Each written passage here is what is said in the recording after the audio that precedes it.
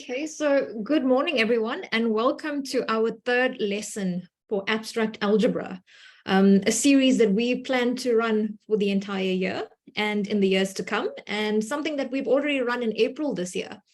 So I am Cerene Rathilal, and with me today, I have some lovely guests that I'd like to introduce you to. But first off, I want to introduce you to Dr. Sophie Marquez, who's going to be leading today's discussion with me. Hi, Sophie, how are you? Hello, I'm good. I hope you're all good and you're good, Cerene. Yes, I'm doing well. It's really cold, strangely in Durban today, but then there are some Arctic condition weather also in South Africa. There's snow in Johannesburg, so I wonder if anybody is in Johannesburg today experiencing the snow. But yes, let me introduce you to Brandon Liang and Prof. Zurabiana Litsa, who's also on the call today. They might be contributing to our discussion. But tomorrow, when the sessions continue, they will be leading tomorrow's discussion. So you have a lot to look forward to, but they are here on the session. I'm not sure if they want to say hi, but I'll give you an opportunity before we continue. Hi, hello, good morning. Hi, Brandon. Hello. Hi, Prof. Litsa. Okay, so there's a lot for you to look forward to from today's lesson and tomorrow. And we're going to try and make it as interactive and as fun as possible. I just saw someone use the reactions. So that's one thing that I want to point out to you. So whilst you don't have the capabilities to unmute today, we would like to give you the opportunity to communicate with us using the chat box. So we will be asking you questions, and we would like for you to let us know how things are going. Do you understand? What other ideas may you have to approach topics that we're going to discuss today, as well as the reactions buttons. So you have hearts, you have the laughing emoji, you've got the shocked emoji, so let us know, how are you feeling? So, Sophie, do you remember what we did in April? Maybe I need a bit of a reminder from you. Okay. Yeah. So April was a few months back. So I'm sure many of you may be having some difficulty remembering. But in April, when we hosted our 2 sessions, what we had discussed was the notion of abstraction. That was the first thing we had discussed. And I hope that some of you perhaps remember. So just by a raise of hands or showing from reactions, how many of you have attended the last 2 sessions that we had hosted? Can you let us know? Can you react?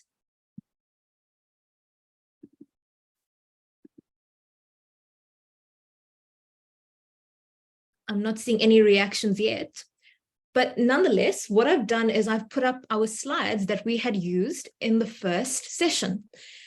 Okay, and I see that someone's already gotten a hang of the reaction. So let's hope we get more reactions throughout the lesson. So we had talked about abstraction and what it meant for us to take a concept and be able to abstract or what could I say? Take out information that was necessary.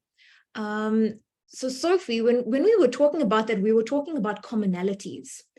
And I think one of the examples we were using was the notion of brands.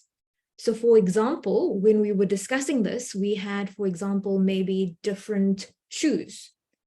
And the shoe itself was the concept that we were abstracting. Brands were something that could have been removed. Was that correct? Yes, I think we touch a few examples on that, and those were some of those. I think we discussed that the abstraction was you would decide on how you would abstract. There was not a unique way that you could abstract something. It will depend on your interest at the moment of the abstraction you decide. So if you are only worrying about the color, or only worrying about the brand, or only worrying about the shape, that your choice, and you will go through that abstraction. Yeah. Yeah, and that was a diagram that we had the last time. So basically, if we're talking about cell phones, for me, the main purpose of using a cell phone is that its purpose is communication. Playing a game on the cell phone, so for me, because you said it depends on the person that's now completing the abstraction. So for me, the purpose of the cell phone is communication. So I would remove all of the underlying extra properties that the cell phone may possess. That was my understanding. Or perhaps if I could talk about a washing machine. So a washing machine may be able to, perhaps a microwave will be able to tell you the time, but the underlying essence, the property that makes a microwave is the fact that it actually heats your food that you put into it. So that is my takeaway, or that is how I understood it when it came to applying or being able to take out the essence of an underlying object that I wanted to kind of abstract. Yeah. Yes, I do agree with you. You will want to look at and that's more like how we do abstraction in mathematics, is to reveal the essence of an object. Yeah. Okay, so I guess then I hope that everybody is on board in understanding that aspect. Are there any other questions that we may have if we look at the chat box? Does anybody want to provide any examples before we move on from this concept of abstraction? So right now we're reminding ourselves of what we had touched on in the April session. That's what we're doing. Okay, so lots of reactions coming through. So thank you for that. So that was us tackling abstraction, right? And then the next step was, well, fundamentally in mathematics, what language should I now use to talk about these concepts, to model these concepts? How do I communicate all of these things that we were talking about? How do I extract the essence? How do I write down these things? And so the next answer to that question, Sophie, was using the language of set theory. And that's what we were tackling. We looked at sets. So does anybody remember what a set is? Who wants to engage in the chat box? So what is a set? Let's take a look.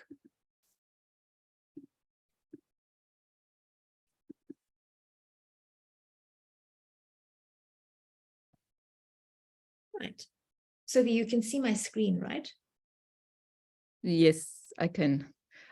We have two hands raised. I don't know if these two persons want to speak. Okay. I've given you some co-host powers, so while I share screen, you can also allow somebody to unmute. Lebogan, I see your hand is raised. Are you willing to talk?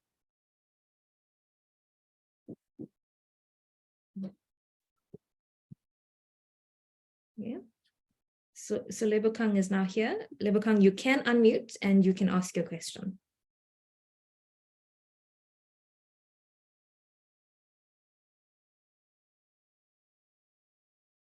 Okay.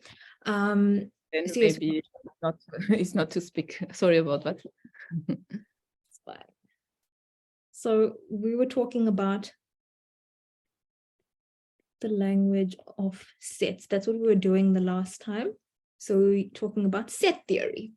And okay, so Lebokang, I'm going to drop your hand. Perfect. How do I, so that we remember what was going on. Sophie, maybe you can help me drop the hand. Okay, done. Perfect. Right, so we were talking about sets, Sophie. So what is a set? So for example, I have a bag right here with me, and this bag contains quite a number of things. It has, for example, I've got a book in my bag. I've got a pencil in my bag. I've got tissue and some paper. So that's what this bag contains. So essentially, this bag is holding a few objects. Can I think about this as a set?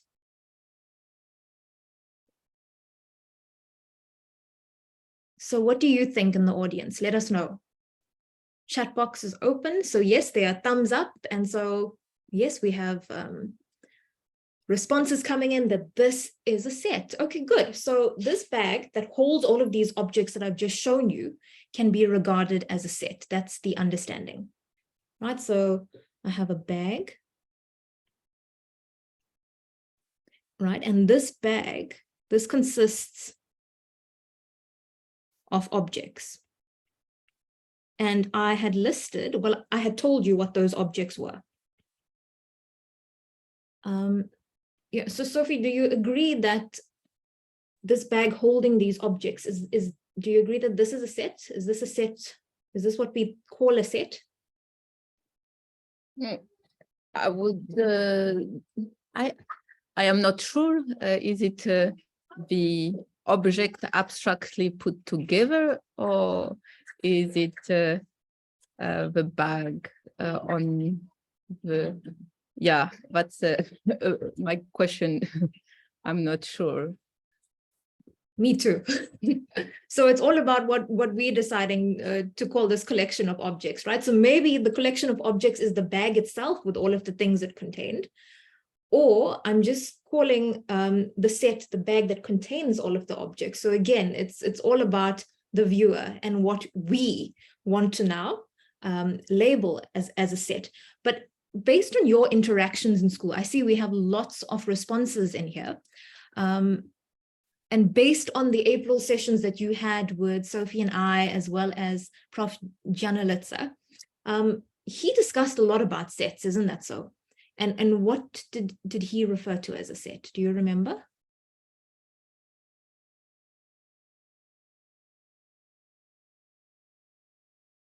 Lebogon is saying that they should be curly brackets. So you remember the notation of a set, which is quite good. But okay, this so when we have already established a language for it on more abstract level.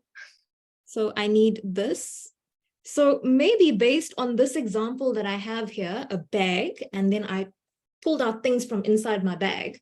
There were objects in it. So maybe this curly brackets represents the bag itself, because it contained all of those objects, isn't that so? So if I was abstracting the behavior of the bag, I think it does make sense to abstract it. But okay, perfect. Right, and let me just find the eraser. Okay, so then in my bag, what did I pull out? I pulled out a book. I pulled out a pencil. I pulled out tissue. And I pulled out, I said there was paper in it. And so the bag represents the curly brackets that contained all of these objects in there. And so then is this now a set?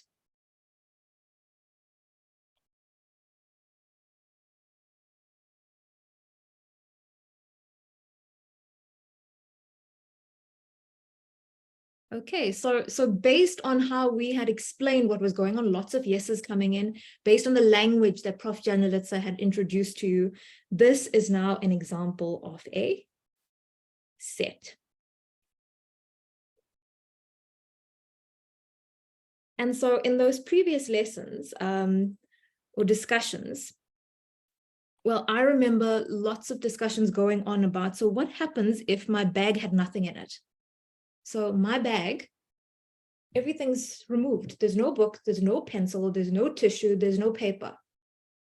What is that? I think we need to ask the people who were there last time to see. Tendo, remember, it's an empty set, he says. Thank you, Tendo. Okay, so this we refer to as the empty set, or my empty bag, basically, right? And you even remember how to draw it. You draw it like a circle with a line. Okay. Right, so there we go. And so, of course, this curly brackets, we had abstracted this represented the bag. So this is just the empty bag, which we now, in the language of sets, we call this the empty set. And this is the notation that we use, the circle with the line through it that Sophie had pointed out. Excellent. Then you would have gone through looking at a few other concepts that was explored in April, and that would have been pertaining to operations. For example, if I had two sets, right? So that was one concept. So let's just say I have a set here of, okay, I'll use the apples again, right?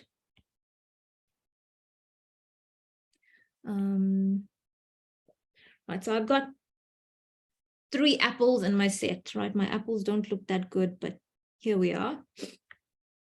And then I've got another set. So I'm going to call this one A, and then I'm going to call the next set B.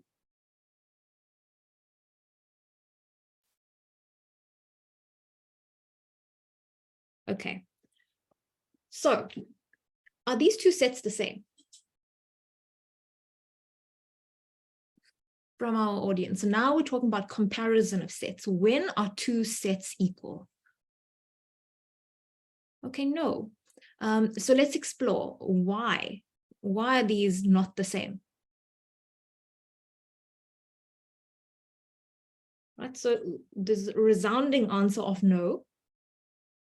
Someone says, I wouldn't say they're the same because they have a different number of items. That's good. So now we started counting items in the collection, right? Different number of elements. So in set A, we've got that there are 3 apples in the set. And in set B, we've got that there are 2 apples. So of course, we assume that these apples are the same, right? They're identical. But so what's different is that the number in each set is different. Yeah, so I just want to check with Sophie. Do you agree with that, Sophie, with what everyone's been saying? I think so. Well, they don't look equal to me, at least. So okay. I think maybe we should establish clearly when two sets are equal, to all agree when they would be equal or not. Are these two sets equal? You've got a thumbs up.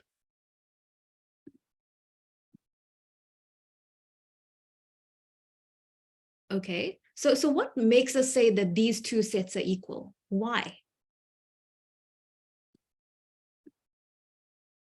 I like Kaiden critical thinking here. Thank you, because I was thinking the same. What if the apple are not the same?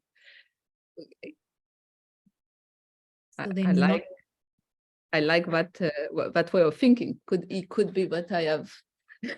Okay. So I'm gonna now say that we can have let's say, so these ones are red apples. And then I'm gonna have green apples.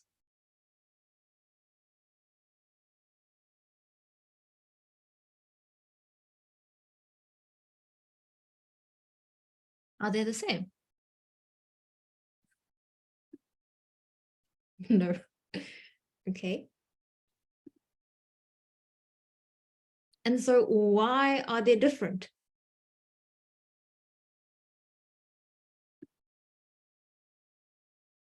Different items. So basically what we're saying is the following, that okay, what colors was I using?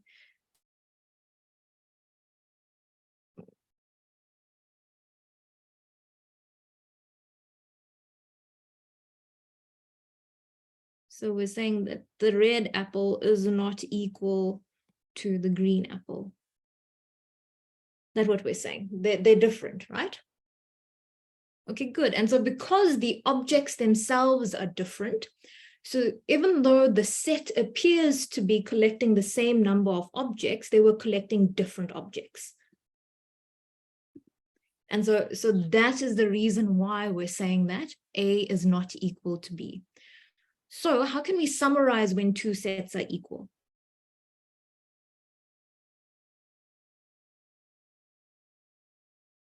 what is the underlying properties that one could now state to say that these, when two sets would be equal? Let's see. So sets A and B are equal when they contain exactly the same objects.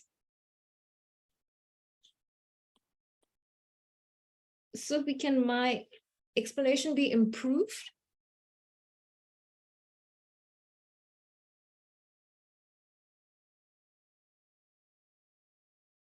And let's see our chat box.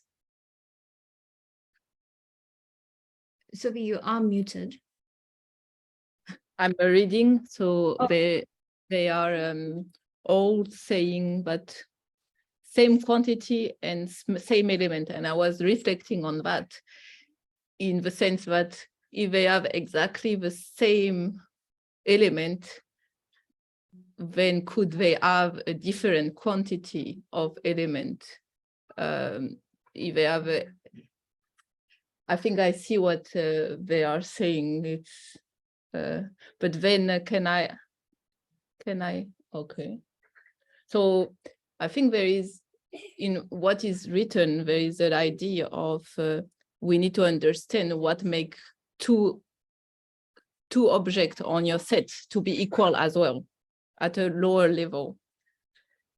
Because maybe if we abstracted an apple to be an apple and we didn't care about the color, we could have imagined that the set of apple in the first case would be the same as the set of apple in the second case. So maybe there is a need also to decide what makes elements that we are speaking about equal or unequal.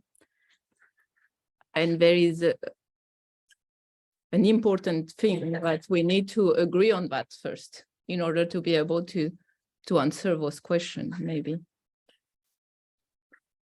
Okay, so this is a potential definition. So I'm going to put a star because we're not, we're still discussing whether this is appropriate. And so discussion points that we have now brought up. Right, so discussion point 1 is when are two objects the same? Yeah. Okay. Because it could be that we only care about the shape, or we only care about what type of fruit it is, and we decide that it will be the same if both are apples, for instance. And we agree on that. Okay, and there was a second point. Was there a second point? Was there? I don't know. And then once we agree with that, yeah, I think then once we agree with that, then there will be two sets are equal when contain exactly the same object. Seems to me to be a very reasonable definition. So when are two objects the same? How do I tackle this? Okay. Any ideas?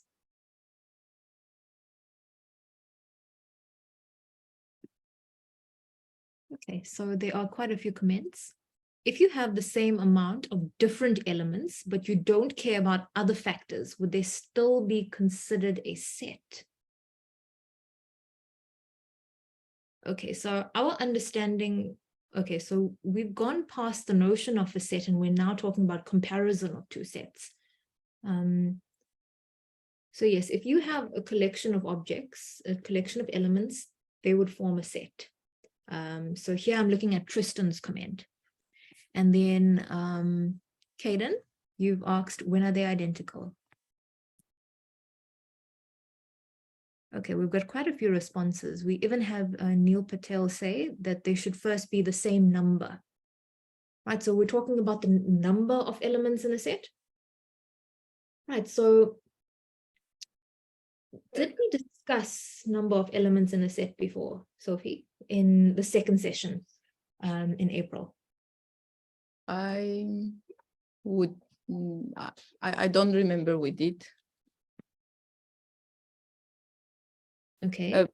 But an example that I thought that could strike, because I saw also some comment on should it be two objects are the same when they share similar characteristic. So there is a lot of try to see what make two objects identical. And it seems that but for instance, if we look at what you learn in high school, you agree that you have decided that 1/2 is identical to 2/4. And they are the same. Even though they don't look the same, they are the same number. So that's something.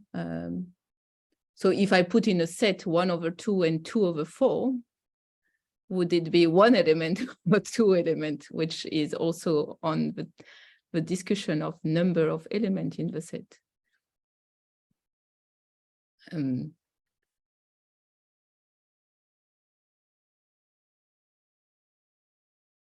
So this is what Sophie's been asking. So yeah, we understand that 1/2 is the same as 2/4. So now when they're in a set, because we're talking language of sets, are these two regarded as the same?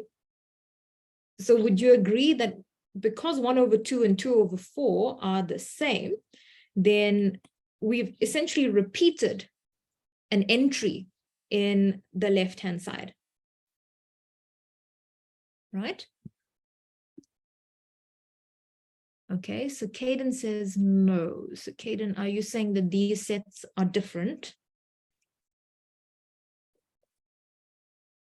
So I feel that maybe how we are trying to intuitively defining a set is also not clear yet, because maybe we didn't put a rule on what if we repeat things, and because I think we did speak about that last time a little bit. You remember we spoke about sequences and then set, and they were different. And when you have a repetition in a sequence, then it counts. And when you have a repetition in a set, it does not count, because a set is, so in the terminology of set, you are not taking into account repetition, right?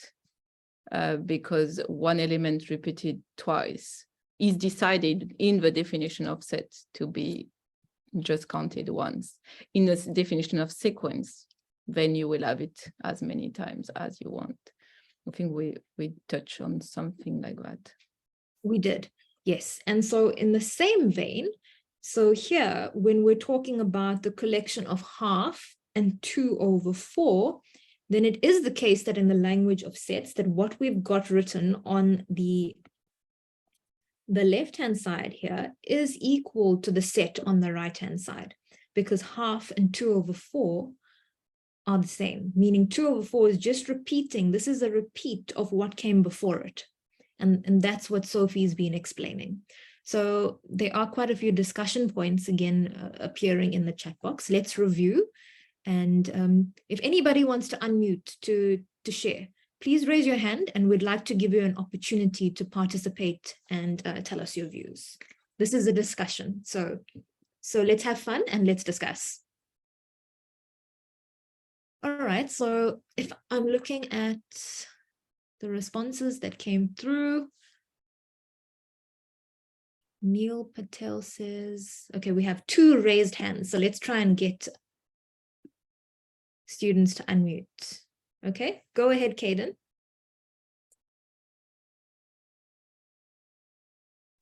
I think that I want to ask if there are 2 of the same, if the value of the set is doubled, like it's duplicated, does that mean that they are still the same sets? Like they are equal to one another? Okay, so in order to say that sets are equal, it means we've got at least two sets that we're talking about, right? So can you tell us what your first set is and what your second set is? And we can discuss. The first set is 1/2 with, sorry. Let's say it's a quarter with 2/4 and a half, same as the one that we've used. But I'm trying to see if there's a number that is equal to the same number in the set, does that make it the exact same? Does that make it one value? Okay, and that's exactly what we're discussing. So basically you're talking about this bit, right?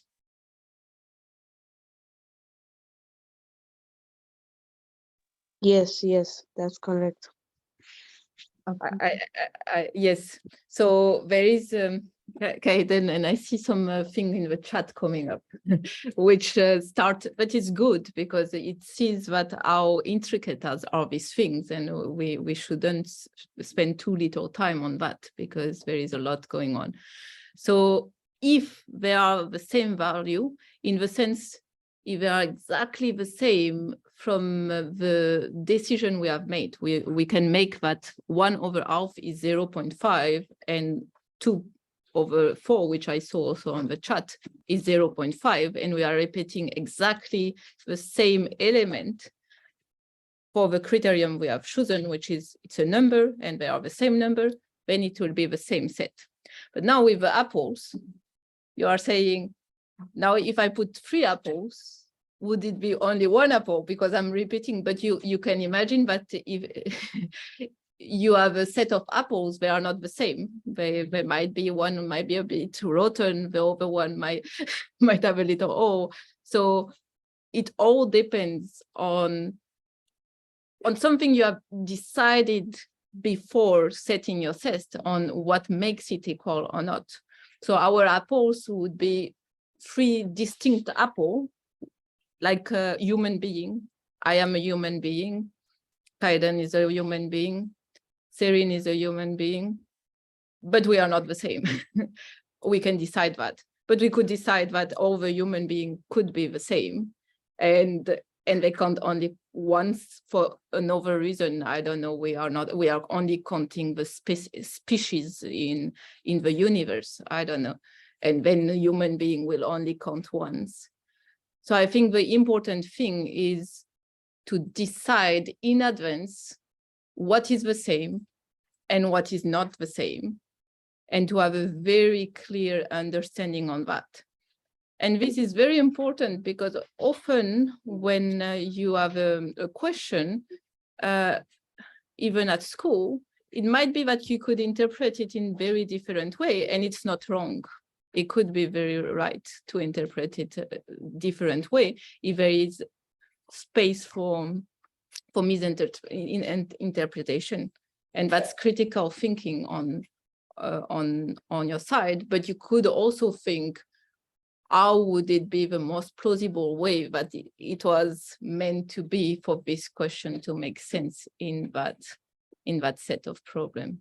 I don't know if I answered the question. Yes, thank you. You really Maybe helped me there. Oh, that's good. Okay, so I just wanted to add as well that this question about when are 2 objects the same, it's going to be relative, right? So it's going to be relative to the situation and what you're abstracting at the moment. So just like how Sophie gave examples where there's one situation where you want to consider people different, there might be a different situation that you're trying to model where you regard all people as one. And so instead of repeating, you just record it as one species, for example. So when we're deciding when 2 objects are the same, it's going to be relative to the situation. So the example with the apples was a different situation because perhaps in this example, the apples were totally different. They were all red, but one, as Sophie mentioned, one could have had a piece bitten out of it, another one could have been rotten, another one could have been smaller than the others. And so there are 3 distinct red apples in the set. And the same thing would apply to the set of green apples. But if we were modeling a situation that we wanted to now describe, and I had identical apples, and I had 2 identical red apples, then my set suffices for me to simply record 1 apple in that set to avoid repetition. And so that's what's happening with the numbers. 1/2 is the same as 2/4. And so when we're writing this down in the language of sets, instead of repeating this quantity, I could simply record it exactly once. And so whether you write it as it appears on the left or whether you write it as it appears on the right, they are regarded as the same set. And that's what we wanted to explain to you at this point. So here, you need to be able to distinguish whether the objects are the same or not. And once you're able to distinguish that, then perhaps this definition is now something that we could follow, the definition in purple, definition star. I'll just wait for Sophie to comment. I agree. I see that Ruben is asking, so whenever something is equal depends on the characteristic one deems relevant within the set. That's I think what we aim to say.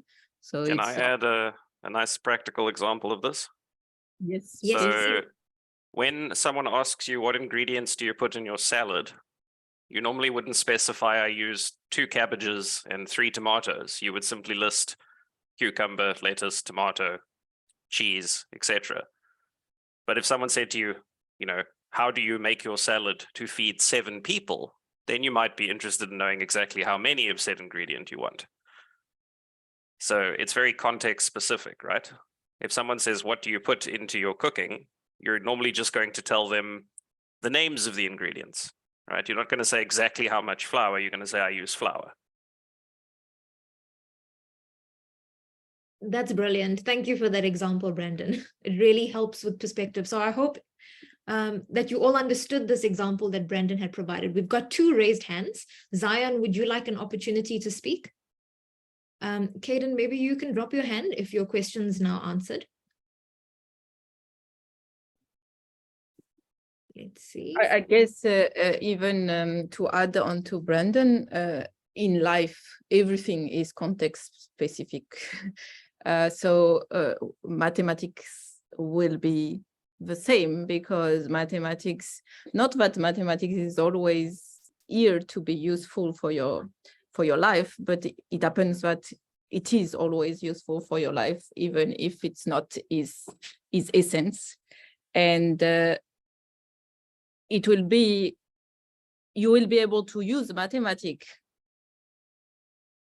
all the time by applying it to a certain context and trying to use this language to help you communicate better. For instance, if you think about what Brandon said, is if someone asks you a question, you need to reflect on the context and give the number of information which is adapted to this context, because it could be that you would confuse them otherwise if you are not paying attention to the context that you are in by giving too much information.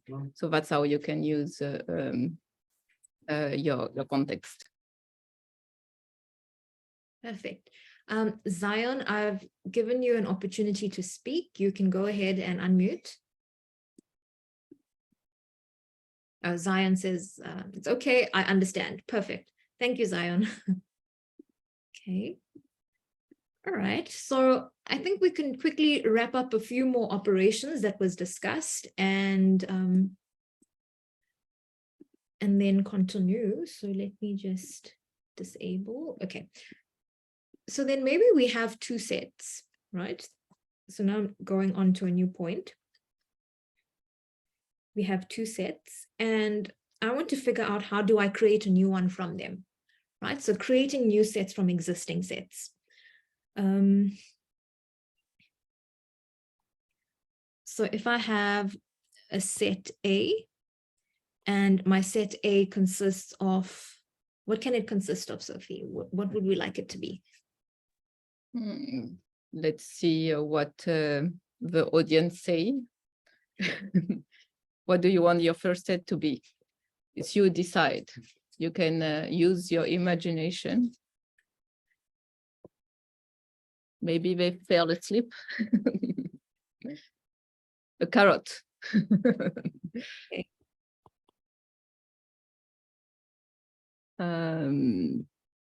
So one set to be 1/2, 1/4.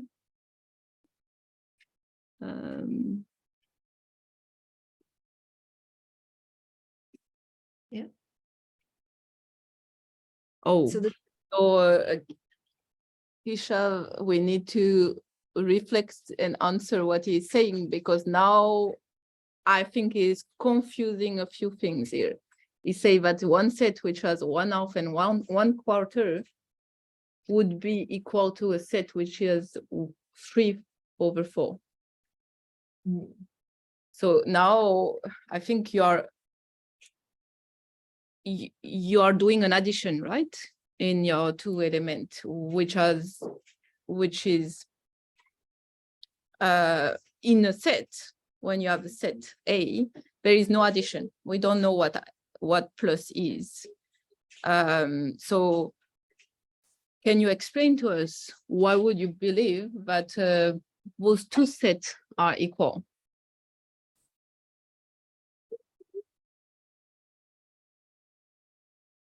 So what do the others think? Do you think A is equal to B? And maybe we can all discuss to see why or why not. Okay. Hayden says no. Hayden says yes.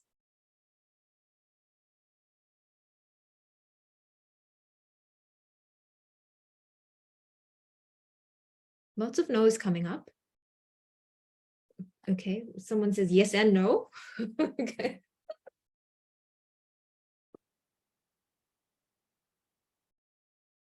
Okay, so mixed responses, that's what's happening, right? So for the yes, I would like to know why are they equal to you? So I see a few of yes. So there is Kaiden, there is another Kaiden which has a yes and no. Siam Tanda. So Sasha, can you tell me? So you say numerically yes. So do you remember what did we decide? Because we have decided what is a set. Not decided. We have. It is like that set are defined. So we have said that the two sets are equal if we have decided what two objects are and when are they the same. So let's say that we are speaking of numbers and two numbers are equal if they are equal as numbers. And then we have said just on top of that, there was a definition which was, if I remember well, they are equal when they contain exactly the same objects. So given that discussion that we have done and that we have agreed that that's how sets are defined and are from the intuitive point of view, but in the end, that's how they are defined in absolute.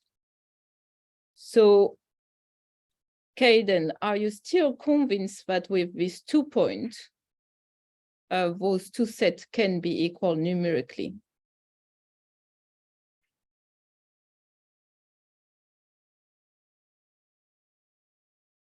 So what are the objects? What are the elements in the first set? In the first set, I've got 1/2 and I've got 1/4. Are these two things the same element?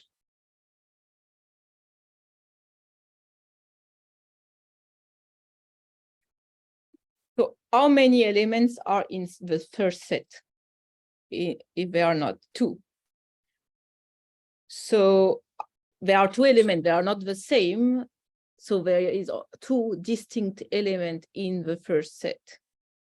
How many distinct elements are in the second set? So can they be equal just based on that? You see, they don't have the same amount of elements, so they cannot be exactly the same because they don't have already the same amount of elements. The situation before was different from that, right? Because you had 1/2 and 2/4, but those two elements were not distinct elements. So they were the same, so they counted only as one. So what you are doing is you are adding on top of your A an operation plus, which is not within the context of your set so far, because all we know is that we have a set. We even don't know that we can add numbers. Does it make sense?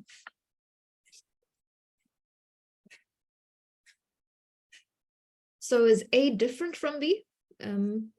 Is it now clear?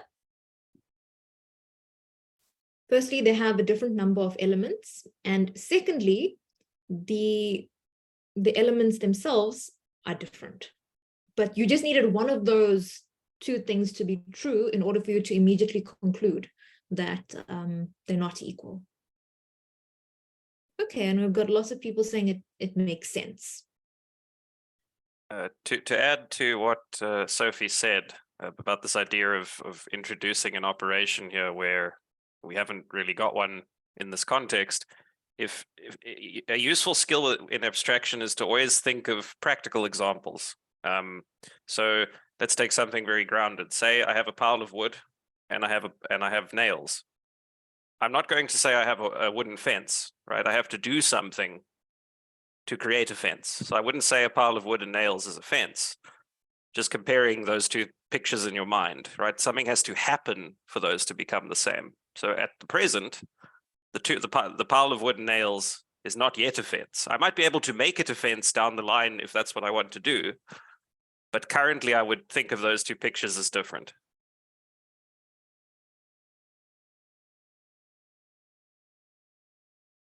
Okay, perfect. Thanks, Brandon. I also see CM Tanda, you said, but we can make the set equal in A, all right? Perhaps Brandon's explanation has now helped you, or would you like us to still explore that with you? Maybe you can unmute and let us know.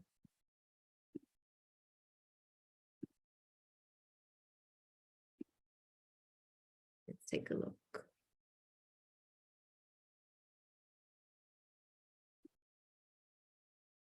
Okay, I'm unable to find, okay, CM Tanda is there. Go ahead, CM Tanda.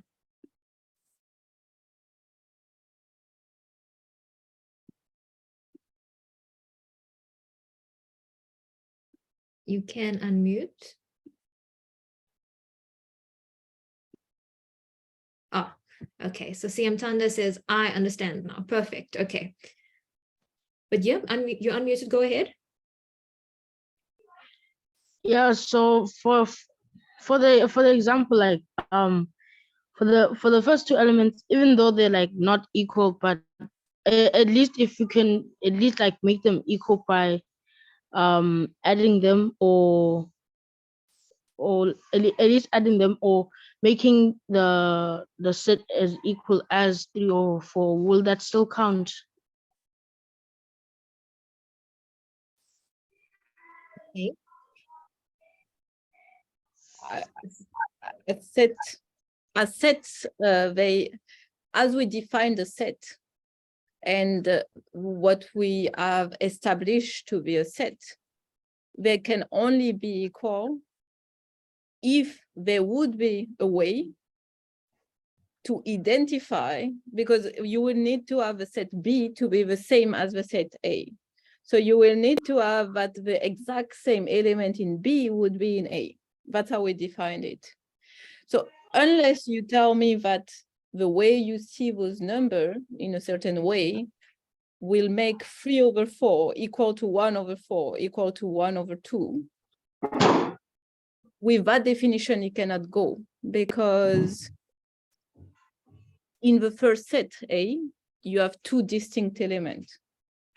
So two distinct elements, if it is distinct, unless you make them equal for some reason, but you have decided in advance and you're not considering that those are number and you're considering those are all equal.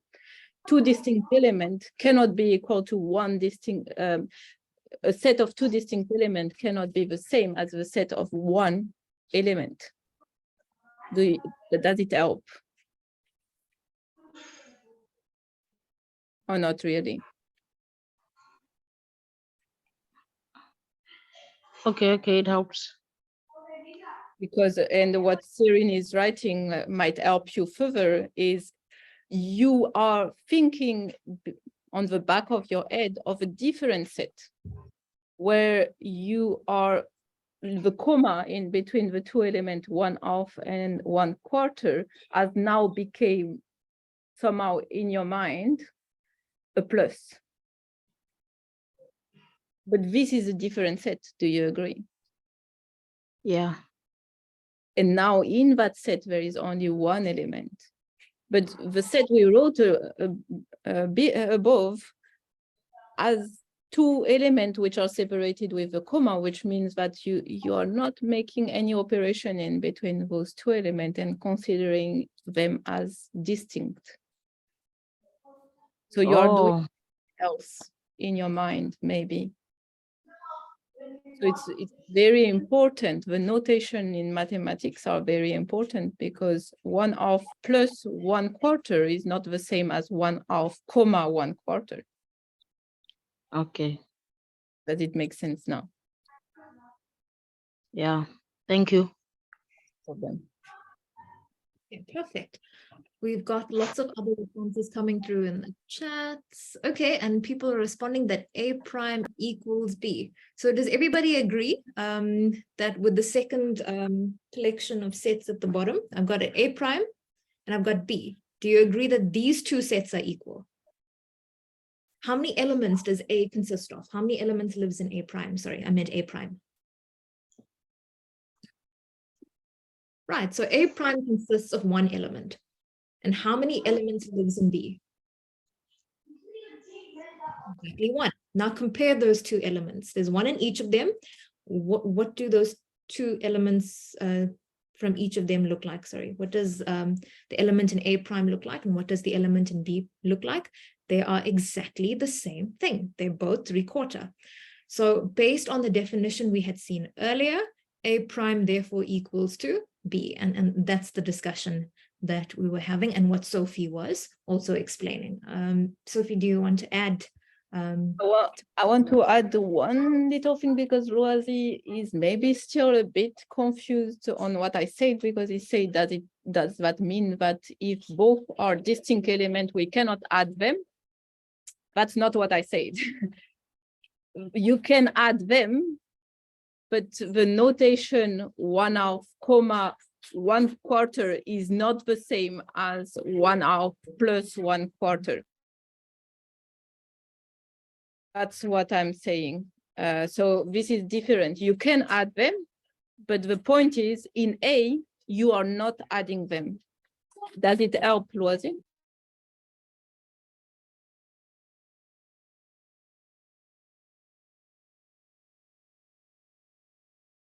There's thumbs up, so I'm assuming it does.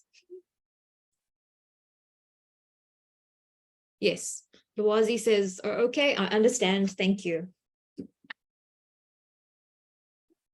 All right, so I think maybe we can go on to the discussion about the creation of sets that I wanted to wrap up from the April session.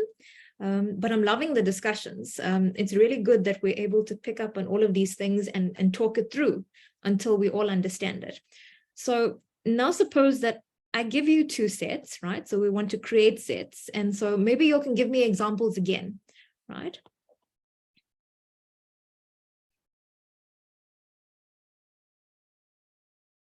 So can you give me an example of a set?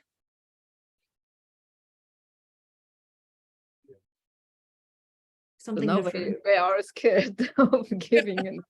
So you can go, if we go into another discussion, it's very good. It's not a problem. So can you propose two two sets that you would like to set, whatever you like. So I'm going to label the first set star because labels can be anything. Is that fine, Sophie? Or is I it like confusing? it. No, I like it. I like stars. Right, so this is set star. Set star consists of the letters C, D, X, T. So now I'm just trying to show you that, I mean, we were labeling sets with letters before, but you can be creative. You can let it be whatever you want. And the set itself can consist of anything. Somebody says a set of sheep. Good. Just me drawing the sheep might not be a good thing. So I can call it sheep 1, sheep 2, I'm sure. How would you like me to denote it? Okay. And then I'm going to label the next set square. What could live in this set? Sheep 1 is good, Tristan says. Okay, so I'm going to write down sheep plural. Ooh. That's not my forte. Brenda. Forgive us if Yes, they are. sheep is plural. Okay, so what do I call, like, one sheep? Like, okay, maybe we'll just put different animals in here then, to make it different. Is that okay, Tristan? I know you are guiding us here. I'm going to say a dog. I'm going to say a cat. What else would you like? A rabbit. What else would you like to add? A snake. Okay, a snake. Okay, anything else before I close the set? Okay, and we're going to add a pig, and now I'm going to close the set. So now I've got set star and I've got set square, right? It's meant to be a square. And now we want to create a new set from it. So what are some of the operations that you explored in April with Professor Janelitsa? Do you remember? What can I do with these two sets? Or maybe before we continue, do you all agree that these sets are different? Do we agree? Yes, so everybody says yes. They consist of different elements and they have a different number of elements in them, right? Good. And now we're trying to create something new from the two of them. So what operations did you get exposed to before? What do you remember? If you don't remember, it's okay. Okay, we're talking about subset. Okay, that's a good one. Maybe we could go with Tendo's lead. Let's explore. Tendo, do you remember what is a subset?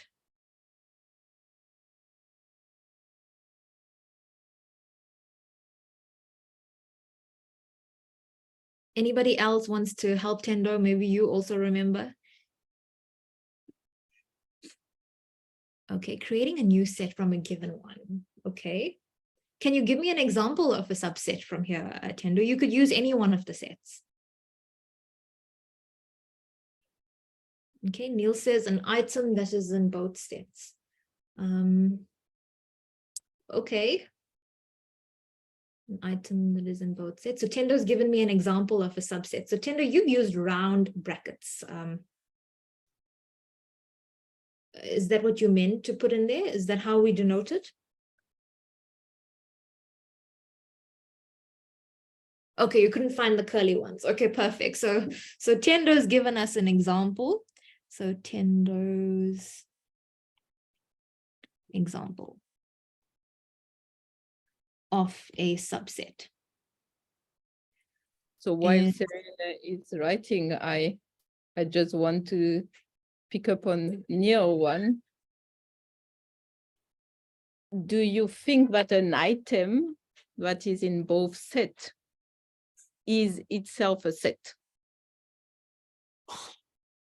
Or I should ask that question a little bit more carefully. Can be called a subset of that. So if I write C without anything, do you think that it would be, or maybe what I can ask you, Neil, is can you write down an example of what you meant? Just one example of what you meant here.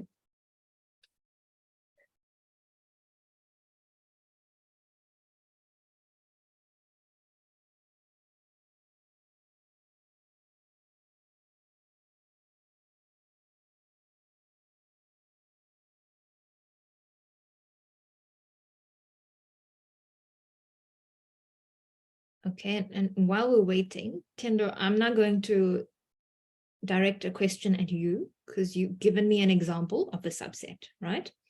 And it's a set consisting of C, D, and X. So this is a subset of which of the sets above? Is it as a subset of square?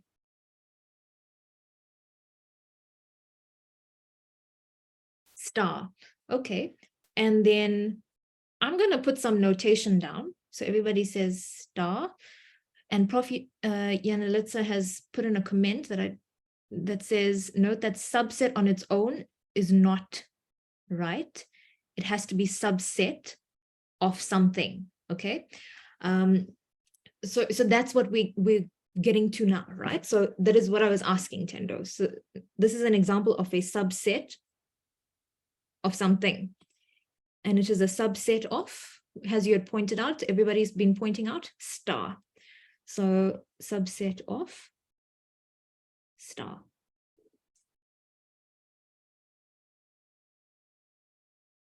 Okay. I'm going to pause a bit, Sophie, so that you were having a discussion as well. Do you want to? Yeah, I was just concerned about the confusion, which is, I think Neil changed a little bit of path from what he started, but maybe the clarification of Zora helped. So he gave an example of A and a B, and he's saying that A is a subset of B. And I would like to know why and how would you define the concept of subset of B to make your example an example of a subset of B. So what would be how would you describe being A being a subset of B? Can you explain that? Or maybe Tendo, you can explain, you can help Neil as well and explain why your example is an example of a subset of star. Okay, so Neil's A and B, are we referring to this A and this B? Is that what you were referring to, Neil? No, he created new ones. So it's a bit confusing. Also, there is different A in the set. So he has a outside, so we will have to address quite a few things here. But he has A is A, B, D, G, B is G, J, G, S, A.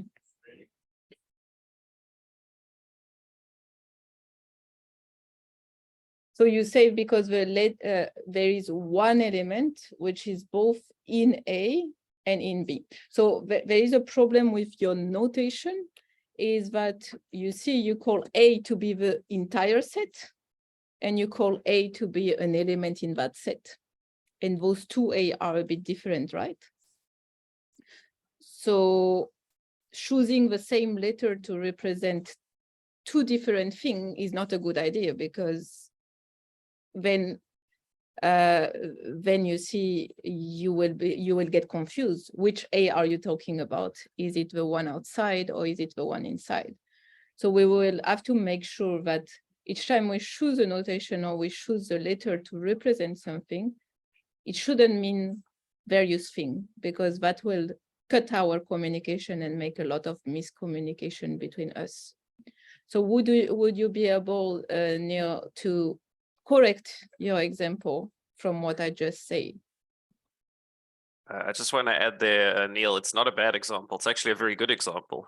This notational point you've raised is very it's very good that you brought this up. So Yes, I think we all make this kind of thing all the time.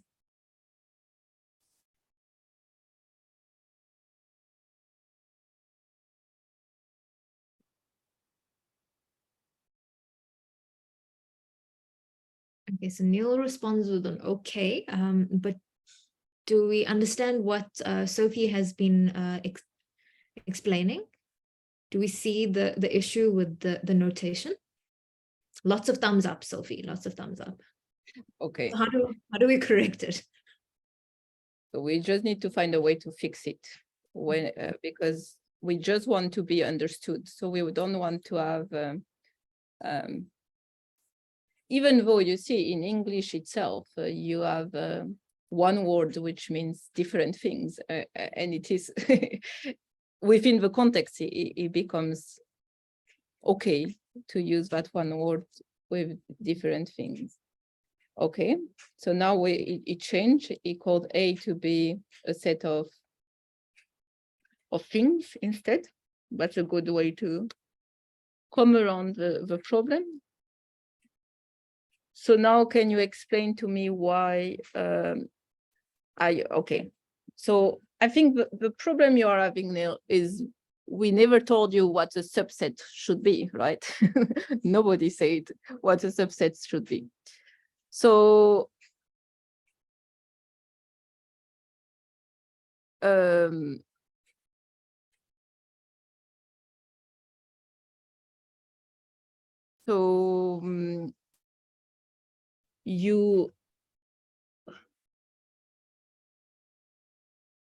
you are saying that if dog is both in the set A and B, then A is a subset of B. Well, maybe in a world where we define subset to be that, it could be that that's what a subset is, but it happens that's not what we would choose to be a subset. We would choose to be a subset something a little bit more demanding than that.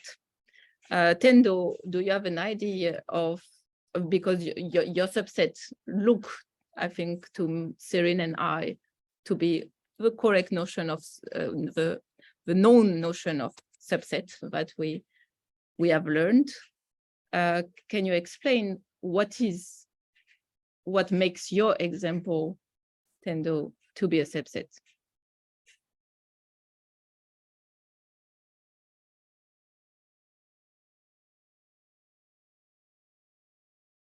Because also I see that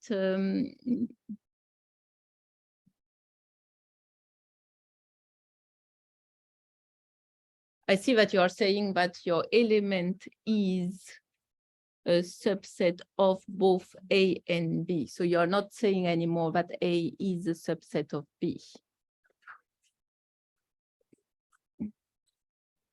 But you see, your dog is an element of A.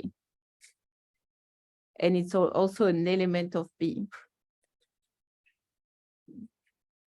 But to be a subset, you need to be a set in the same right as A and B are a set. So it's a bit complicated to perhaps go within that terminology.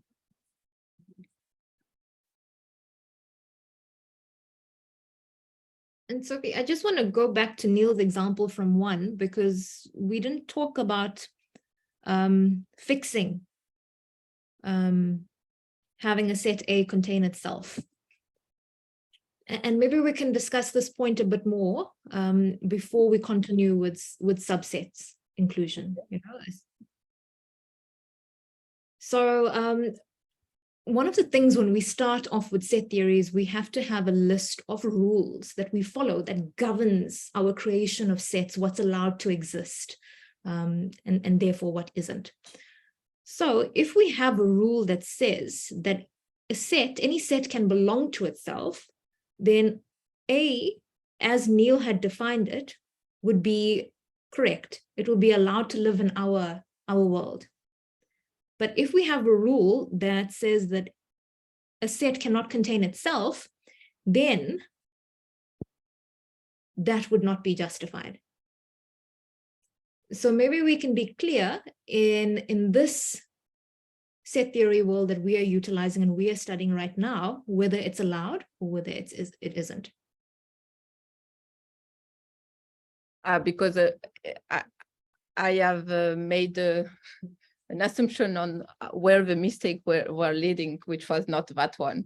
I assume, but it was not a mistake, but the A, which was inside, was representing something different from the A outside. That's what I assume that he meant by that, and he denoted the two. So I don't know what you meant in the first place by your notation.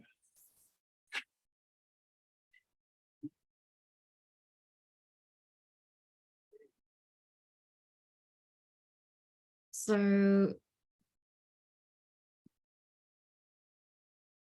yeah, so Sunil, can you clarify?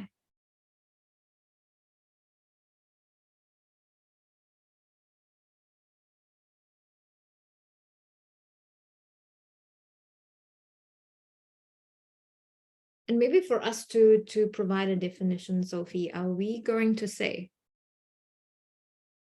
I think there was a tentative of a definition. I think a subset must contain element that comes from the original.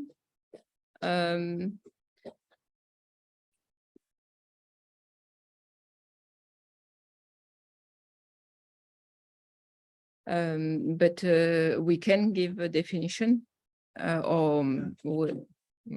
because maybe it's too difficult for them to think of what it should be. Mm-hmm.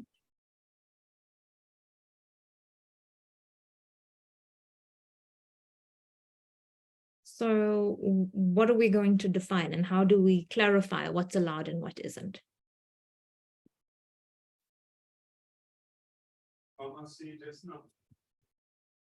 Brandon, you unmuted? Yes, to give you some help with thinking about what this idea of subset means, or for us to decide, whenever you want to define something, you need to think what property is it that you want to capture, right? So we've defined the notion of a collection of things, and we know that in everyday life we often talk about if we have a collection of things, we could look at a part of that collection, right? You can physically take objects out of a box, but you might not take all of them. So we've got to think, what is it that we want to capture when we talk about a subset? So I have a notion of a set. I think that Cerene was speaking to something else, no? Do we allow A to be a sub? Well, if I think our first step should be figuring out what do we mean by a subset.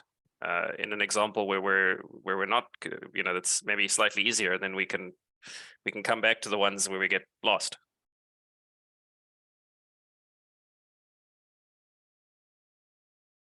Okay.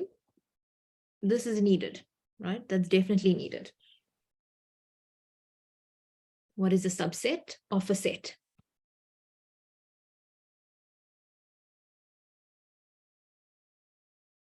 So let's say we start off with a non-empty set. Should I say that?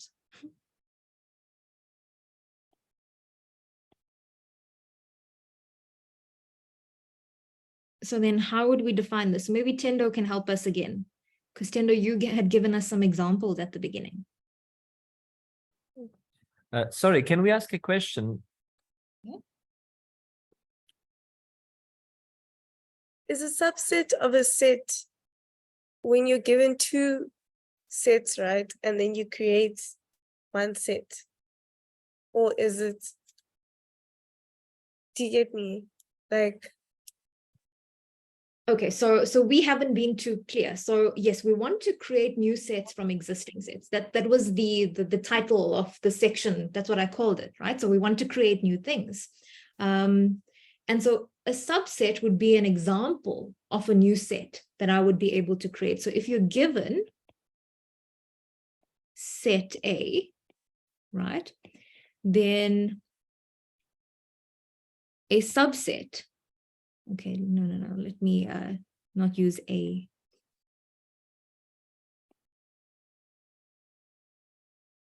Right, so I'm just going to go a subset.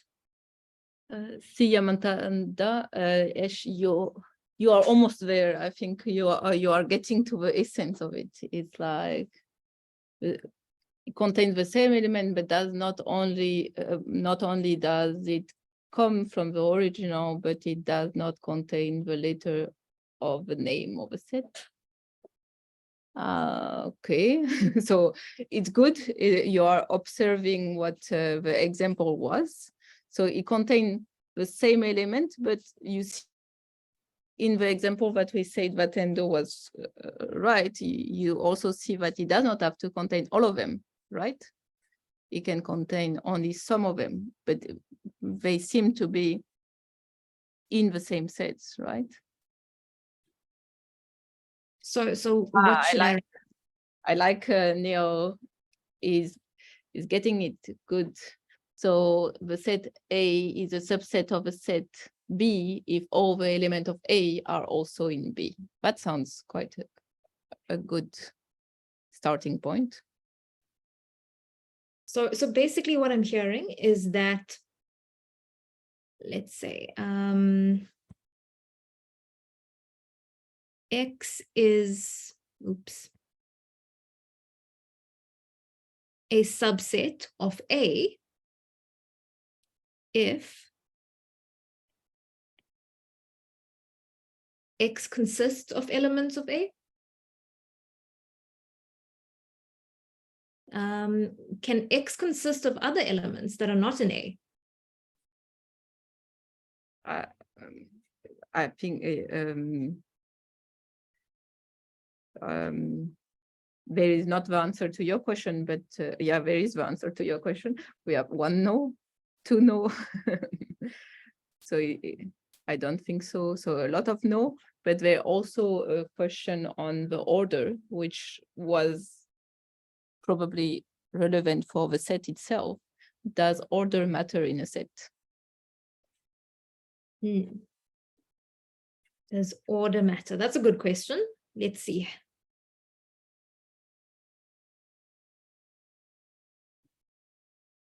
We keep having more and more to to think about. Right. Does order matter? So if I look at my first set A of apples, if I swap the order here, would it have changed A?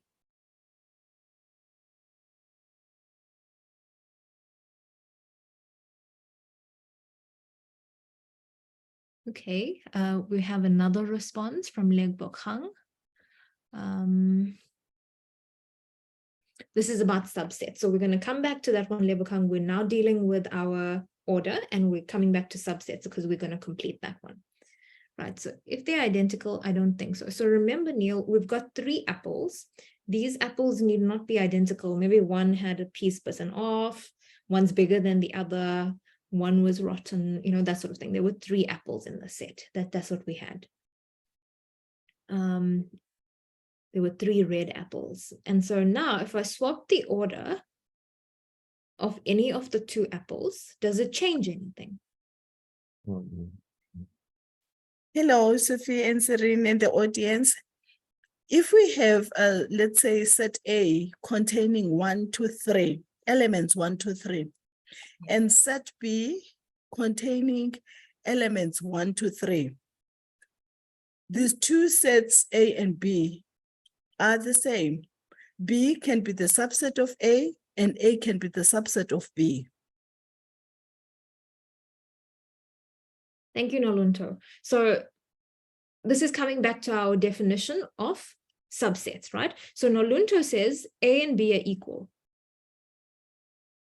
And moreover, she says, okay, so this is the first thing she said. They're equal. She gave us an example of 2 sets that were equal. Then she says A is a subset of B. And she says that B is a subset of A. Okay, so we have jumped a bit. We were talking about where the order mattered. And now we're talking about subset inclusion. But it's fine, we'll wrap both up. Right, so this comes back to this definition. When is X a subset of A? X is a subset of A if X consists of elements or members from A only. Is that correct? From our understanding of subset. Because earlier I asked a question and there were answers coming in saying no, that it is the case that a subset should not include elements from another set. So meaning if X is a subset of A, then X should not contain elements from B. That was the understanding that we had.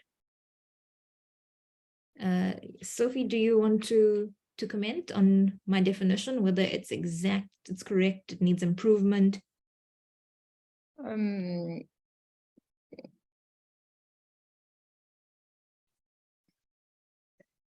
I have a tiny little thing about empty set, which is but you maybe we are avoiding that by the empty set upstairs. And from that, I would just want to point out for the example of Deborah is correct, because A, XY, and B equal to XYZ, then A is a subset of B, because A consists of elements of B. So it was a good example.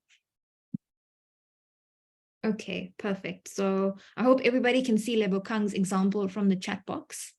Would you like me to write it down on the slide, Sophie?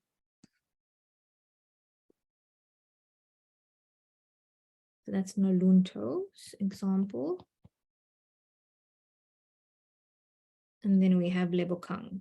So now we need to explore the example from Nolunto, where Nolunto was explaining linking equality of two sets to subset inclusion. That's what's happened, which is a brilliant thing for us to understand. So she's given us two examples of sets. We've got A and we've got B, they're identical, which means that they are indeed equal. Everybody agrees that A is equal to B.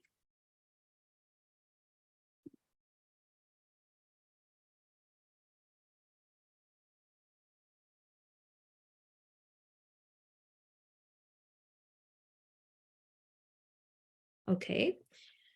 And now if we go back to this definition, is it perfect? Maybe not.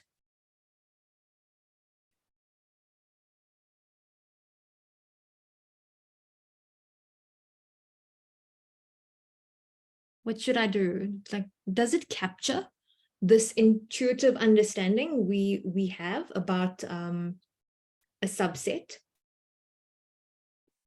Right, so if this is my set A, then, for example, this is my set X. And this is what we understand X is a subset of A, because X is contained in A. X itself can equal to A, but does this definition suffice?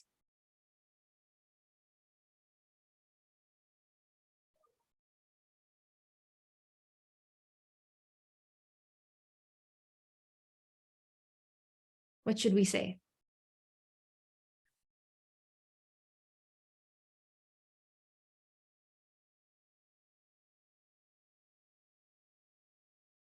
So I've said X consists of elements of A, but can anything else live in X itself?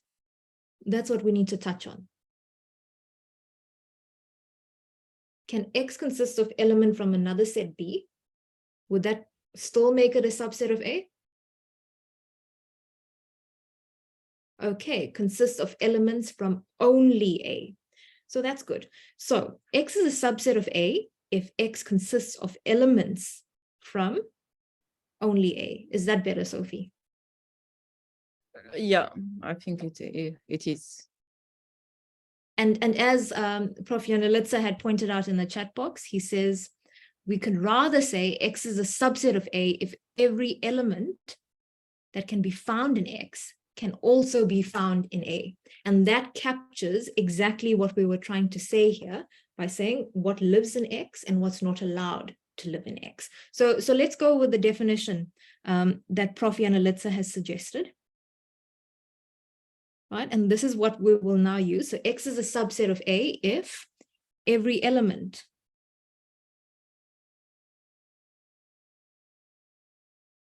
of X can also be found in A. So if every element of X is an element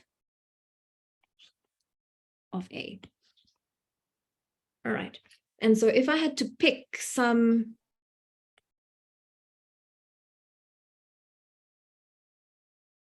element here that lives in X, is it clear that because it lives in X, it also lives in A, right? But here I have something outside.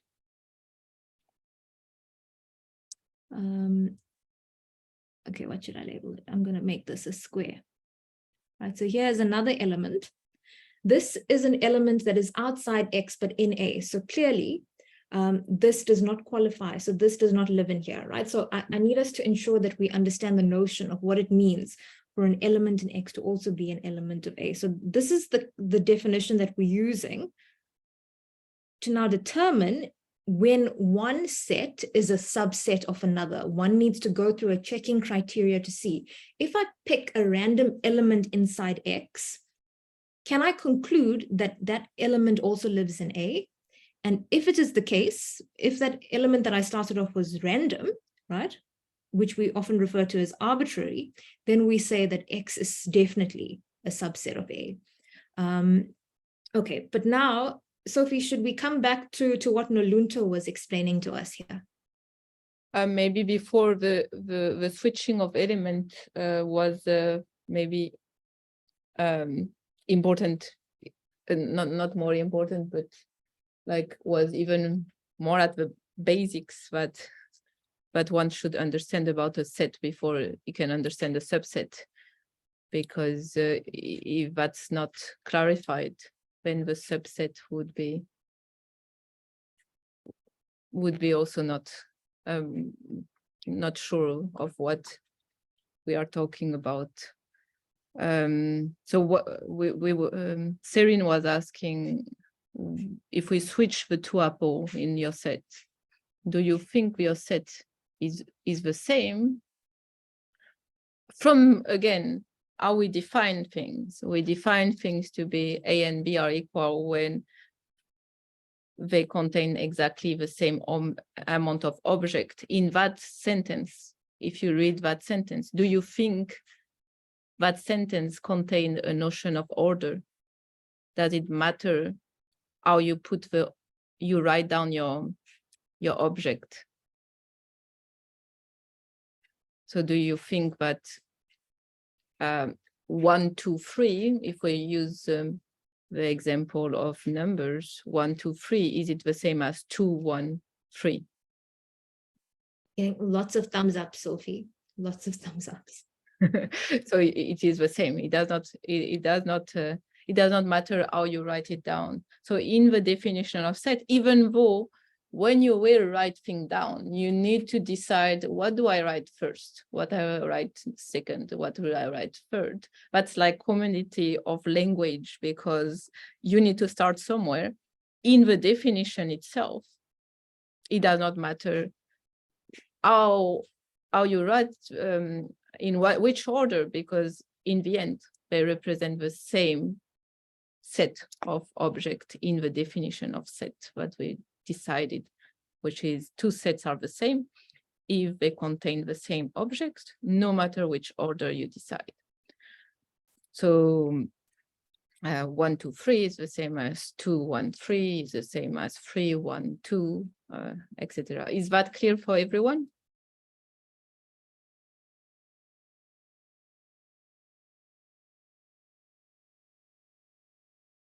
So now we decided also that in how we write sets, order don't matter. So let's keep that in mind, because a subset, I think something also that we can observe is that a subset is itself a set.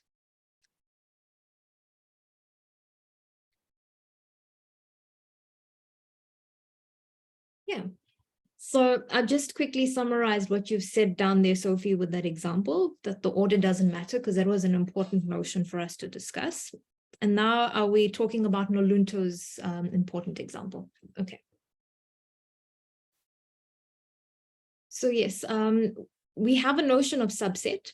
So we understand a bit better what is a subset. So let's perhaps before Nolunto, let's talk about Neil's examples. So Neil, would you like to give us an example of a subset from what you've provided?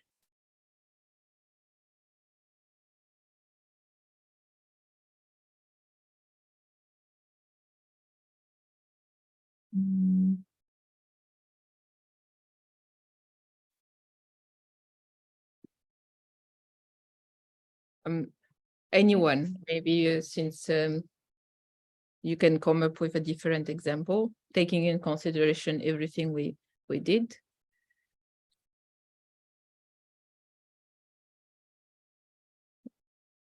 Just to see if we have clarified enough the notion of subset for you, because I'm sure you are many in the same situation. Okay, he's coming up with a different example. So can set and subset be linked to Venn diagrams? Good So question. maybe, So we had a picture happening up here, right? So what do you all think? Weren't we using pictures at the first time, Sophie? We had lots of pictures. We had Venn diagrams, right? yes, it's true. Here we go. Here was one. Can you see it, Sophie? I hope I'm sharing. I can see it. Thank you. Okay, so here we had a set consisting of fruit, right? And then in Sophie's example, she's decided to create sub-collections of fruit. Can you see that? So here, what's actually happened in the picture? Can you see subsets? And how many subsets can you see? Ooh, sorry. Where was the picture? There we go. Right, and Lwazi, you say you see two subsets. Good. And can you tell us what's in the first subset? So one subset consists of what type of fruits? What's distinct here? We've got red fruit and we've got yellow fruit. So we've got a subset from the big set. Let's see if I can annotate.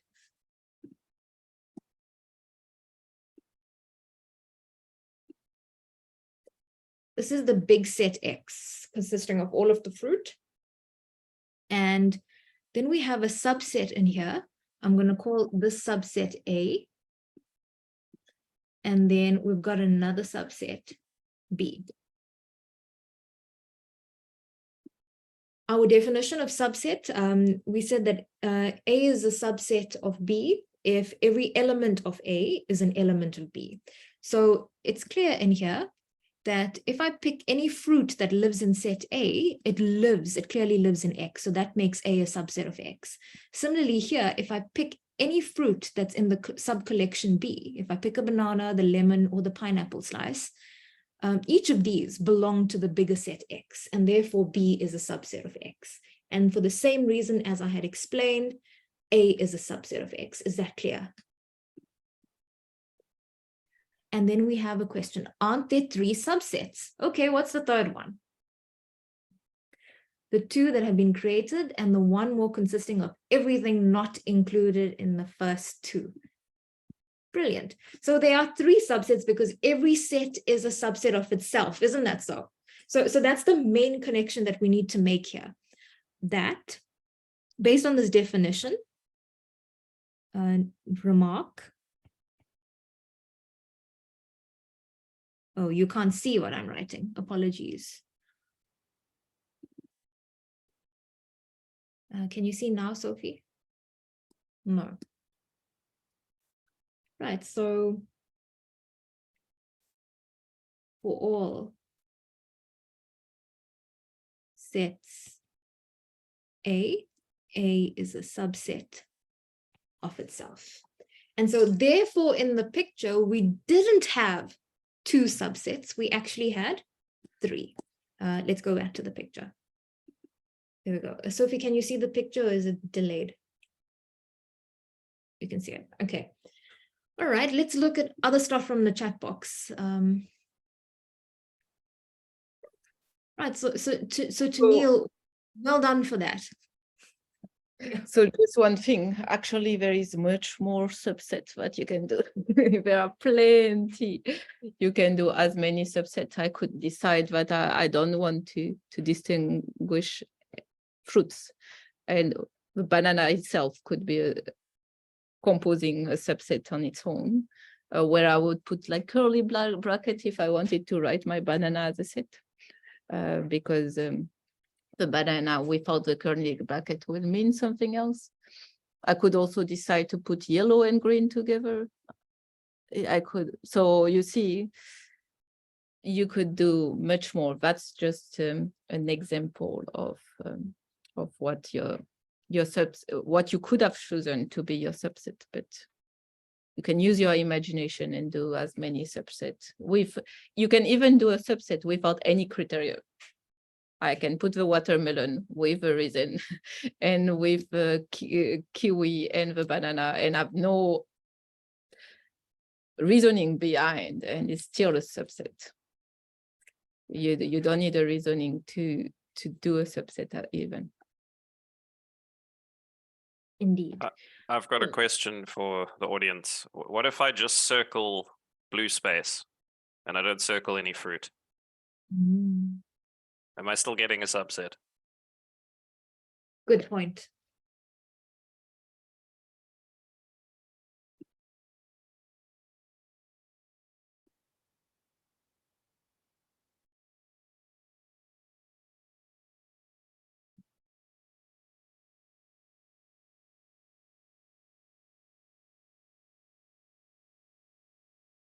We have 2 yes and 1 no.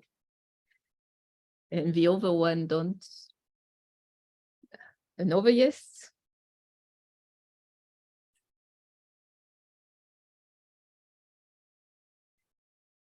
Tendo say, so your example at the beginning was helpful, Cerene, because say, yes, we look at the blue space as a bag. That's great. Empty set. No. Empty set. Yeah. So empty set, is everybody agree with that? So it will be the empty set, which is a subset. So since there is no element in the empty set, there is those no element, you see them, all of them in A, even if it's weird to say it, but it's just to show that it still fits the definition. So if I can go back to my remark, let me change my screen again.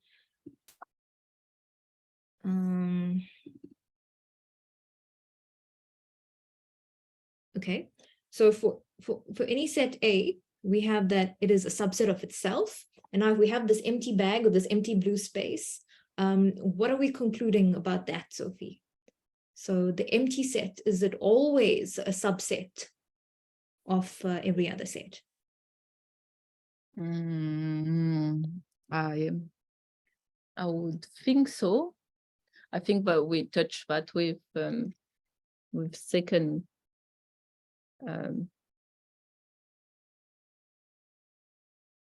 lecture last time.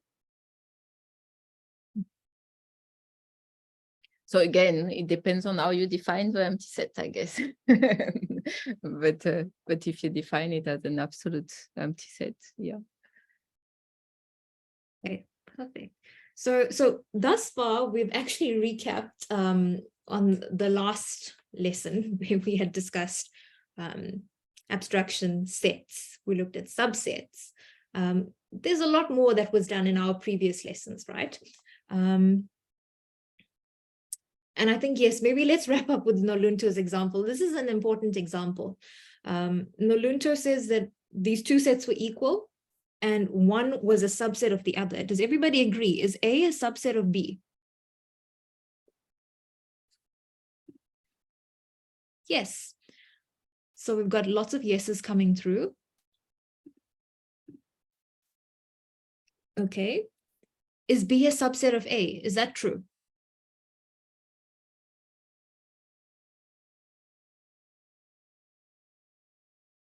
Okay, again, resounding yeses. So actually, if you have A as a subset of B, and if you can also show that B is a subset of A, then these 2 points together actually helps you conclude that A is equal to B. That's how you can show mathematically, using the set theoretic definitions we've just gone through, that two sets are in fact equal. But moreover, if you know that two sets are equal, then you can then also conclude that A is a subset of B and B is a subset of A. So you can go in both directions. So that's what's very important about what Nolunto had just pointed out. Sophie, do you want to add to this?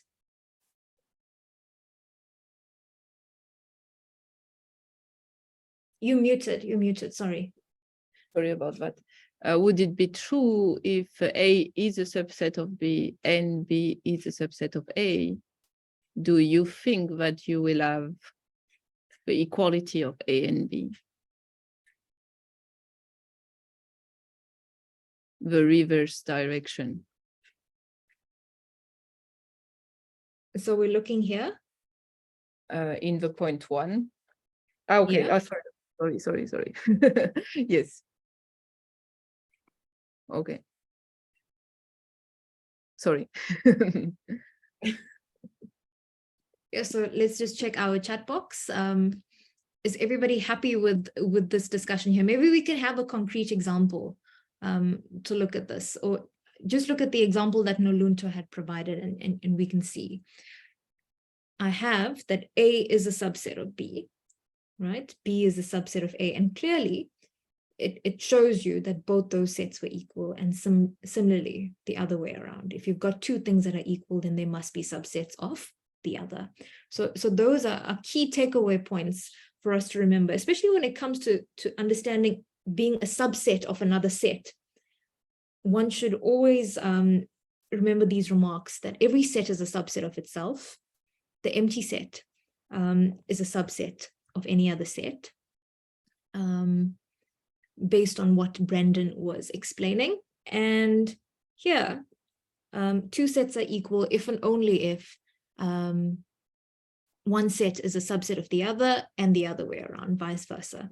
So those are key things for you to link subset inclusion to equality and other key properties about it. I'm going to let Sophie maybe chat about anything that I might have left out there about subset inclusion. Did I? Not that I can see right now, I think. Okay. When we're not done talking about creation of sets, it just turns out that the discussions require so much time. And there's so many good examples and key things for us to analyze that I don't want to restrict what we do. So what other properties can we utilize to create new sets? I know we're still dealing with perhaps what was discussed the last time, but I think it's perfectly fine. So anybody in the chat box remember what else we had done the last time?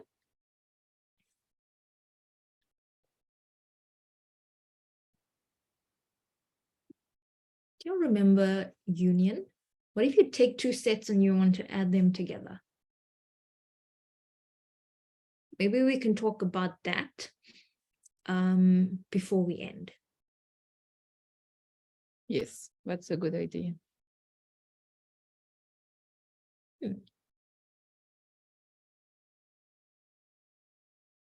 And that will link to the Venn diagram again. Yes, it will. Yeah. So do you all remember the term union? Well, if you are in grade 11 or 12, then that term is something that you've already come across, right? When you did probability theory. But what we want to show you is that you don't just need set theory for probability theory. That's not the only reason why you should be studying it, right? It's fundamental to all of mathematics. And we want to expose you to this mathematical way of thinking, the language of sets, how to write mathematical member union.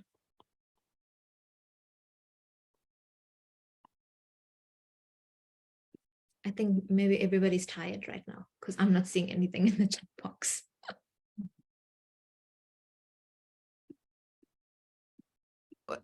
You have to think that the names in mathematics, as they cannot always do that, but they relate to what the word means in English. So to unite things is to put them together. So that union terminology is, and you also, I don't know if you remember, you wrote it with a U. I don't know if we have seen that. And so we could take maybe, since everyone is tired after 2 hours, I understand you, but I hope it does not feel that you have done math and you had fun, even if you want to go have lunch. So A, we could take, for instance, A to be, let's keep it simple, 1, 2, 3, 4, 5.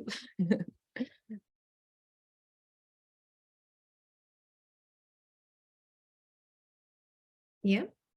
And B to be 2, 4, 6, 8. Sorry. And I stopped there.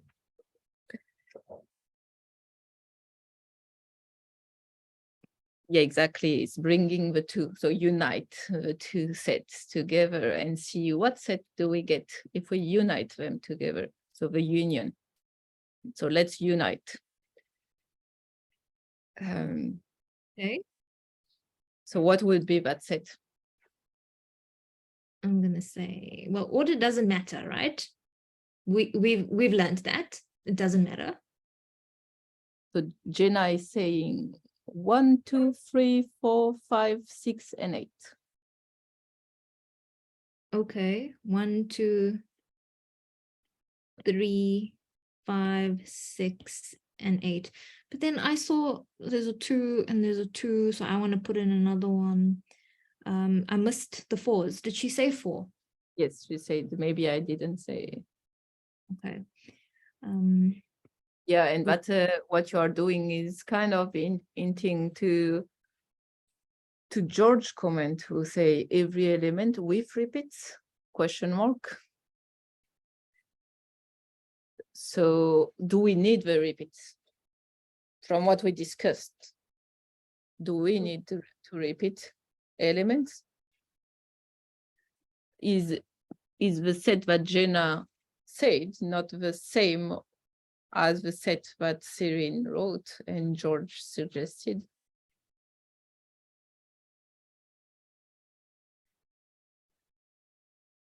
So it seems that so we discussed this earlier, right? And we spoke about relevance, etc. And in this case, is it necessary to repeat the 2 and the 4? Or have we captured what lives in each of these sets? So what is union, basically? This is the underlying thing. We've gone straight to an example without defining what union is. So Sophie says it's uniting the two sets. How do I capture this precisely?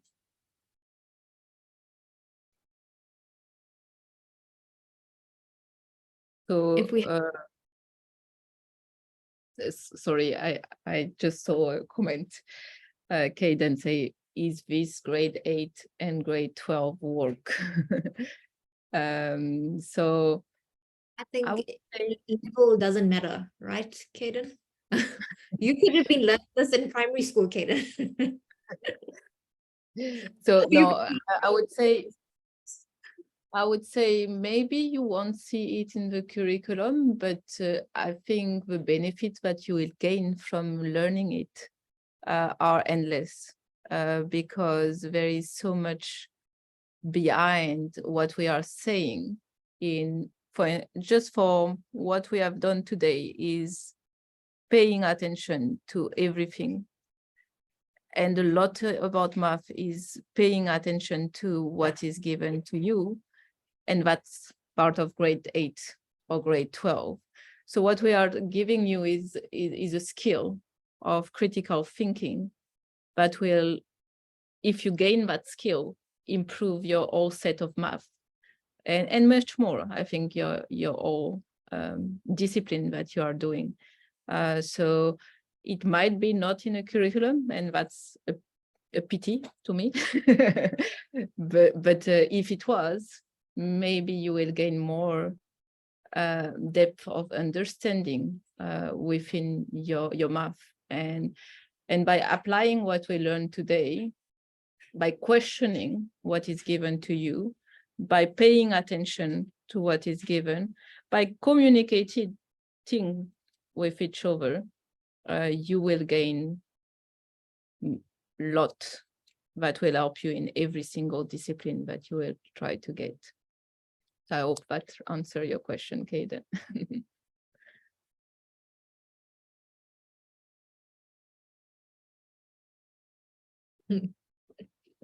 Okay. And so coming back to what union is precisely, how could we capture that? And then we have a question of what can it be used for? So, Siamtanda, so the union is about uniting, as Sophie says, the combining two sets to create a new one. And that could have relevance in many real world problems. So for example, maybe this is not a problem. If you just wanted a model example, so maybe there's one family and they're married to the other, right? So again, this is a union of two families. And so by virtue of a marriage, we now have that two families become one. And so that's a real life model of using the concept of union. But then there are other numerous examples. Sophie, would you like to maybe assist with something? I'm trying to think of something that's applicable to high school learners as well. But I think maybe through this example I've given you, you can see the use of the union on two sets, right? Because your set can model anything. Remember, it's all about abstraction.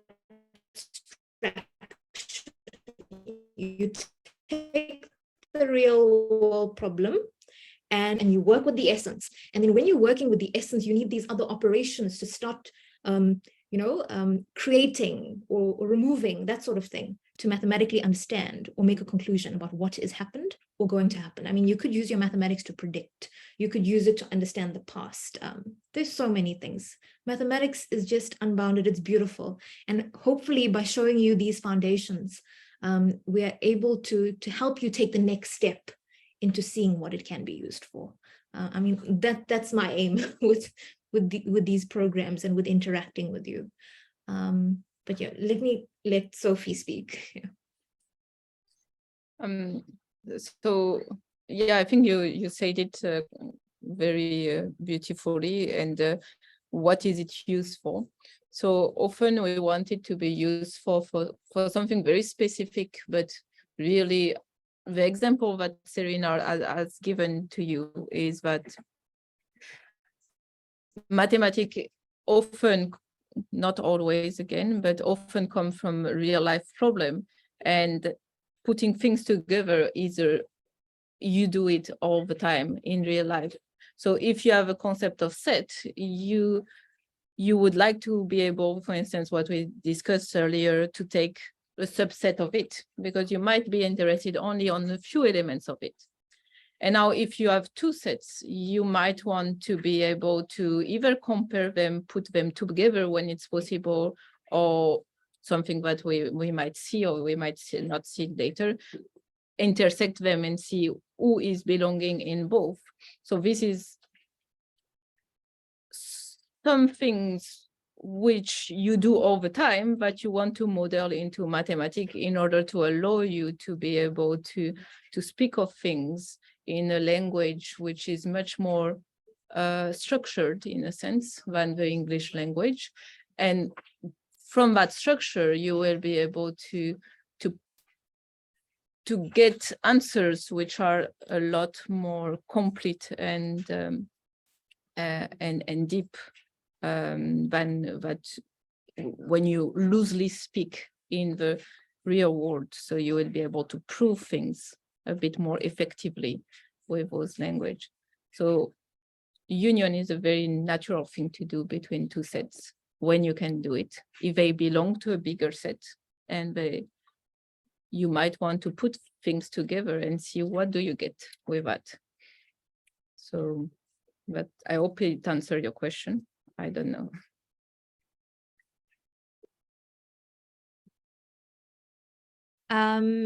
May I contribute with one more application of union? Yes. When we explain addition to a small child, for instance, if we explain addition using sticks, we would put a set of sticks together. We would put another set of sticks together, and we count each of them. And when we want to explain addition, we will put those sets of sticks. We will combine them. We will actually take the union of the two sets of sticks and then count the elements in the union to explain what is addition. So in a sense, union is something even more basic maybe than addition. Another stick. I'm trying to use colors so I have different sticks, but okay, so this is a set of 3 sticks. And now we count the number in here, and there are 3 sticks. So this is what Prof. Janelitsa was explaining. Of course, I've used notation where I've put these lines outside the sets, right? But that's counting. You've been counting elements in the sets all along during the session, right? We've watched you do it. And then let's do another one. Maybe I'm just going to put in 1 stick in here and 1 more. Right, so there are 2 sticks. And then if I union those 2 sets, right? So now just imagine that we've unioned them. So now the colors, okay, I'm saving time. Remember, these are all different sticks. So how many do we now have in the combined set?